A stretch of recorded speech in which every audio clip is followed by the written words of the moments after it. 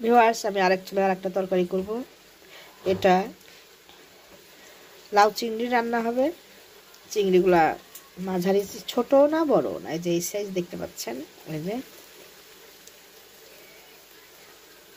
এক আঙ্গুল সমান সমান, যাই হোক।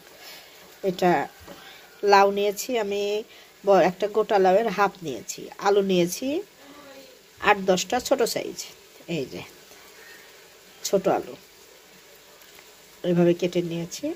লাউগুলো এভাবে কেটে নিয়েছি। এখন এটা কিভাবে রান্না করব দেখাবো। ভিউয়ার্স, লাউ চিংড়ির জন্য চুলায় একটি কড়াই দিয়েছি, জাল ধরিয়ে দিয়েছি, তেল দিয়ে দিলাম 1/3 কাপের 1 কাপ। পেঁয়াজ দিয়ে দিব 2 মুষ্টি সমান, আমি একটু পেঁয়াজ বেশি খাই। কাঁচামরিচ দিয়ে দিব 10-12টা। এই মরিচের কোনো ঝাল নাই, সেজন্য একটু বেশি দিই। ব্রাউন কালার করে নেব। আর কাঁচা পেঁয়াজে স্বাদ মতো লবণ দিয়ে দেব। টমেটো দিয়ে দিলাম একটা।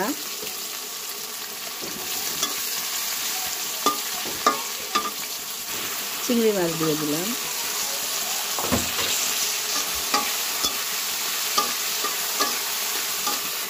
আদা রসুন পেস্ট 1.5 চা চামচ, 2টা মিলে ভিউয়ার্স।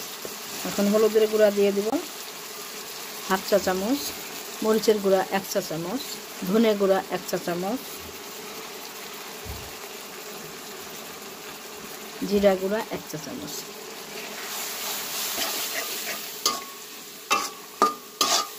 টমেটোর রস বের হয়েছে, এই রসে আমি মশলাটা কষিয়ে নিব 2 মিনিট,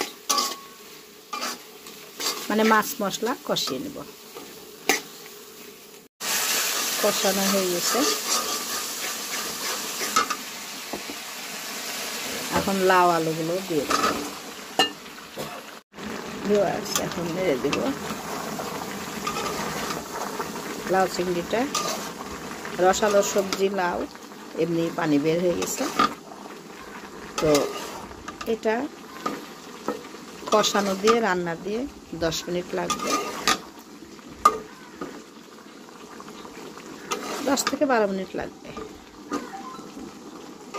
এখানে আর কোনো পানি দেব না, এভাবে কষাতে কষাতে ঢেকে রান্নাটা হয়ে যাবে। পানি দিব না, পানি লাগবে না। দেখুন অনেক পানি বের হয়ে গেছে। এই যে লাউটা রসালো, তো লবণ চুলায় দিয়ে লবণ দেওয়ার সঙ্গে সঙ্গে পানি বের হয়ে যায়। আর আমি তো আগে পেঁয়াজে লবণ দিয়ে দিই। এখন ঢেকে দেব, মাঝে মাঝে নাড়াচাড়া করব।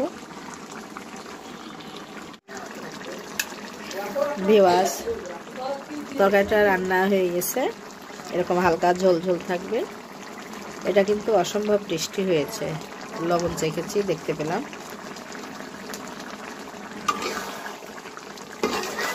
এ ধরনের সবজি কিন্তু বেশ খেতে ভালো লাগে।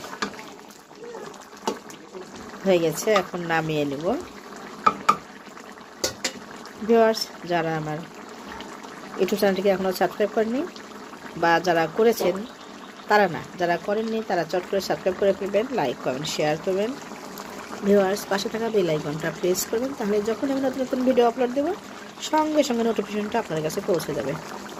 আশা করি আমার রান্নাটা আপনাদের ভালো লাগবে। এই ধরনের সবজি কিন্তু খেতে দারুণ। তো ভালো থাকবেন ভিউয়ার্স, সুস্থ থাকবেন। আমাদের সকলের জন্য দোয়া রাখবেন। আল্লাহ যেন সবাইকে হেফাজত করে, সুস্থ রাখে, আপনাদেরকে আমাদেরকে ভালো রাখে। আসসালামু আলাইকুম, আল্লাহ হাফেজ।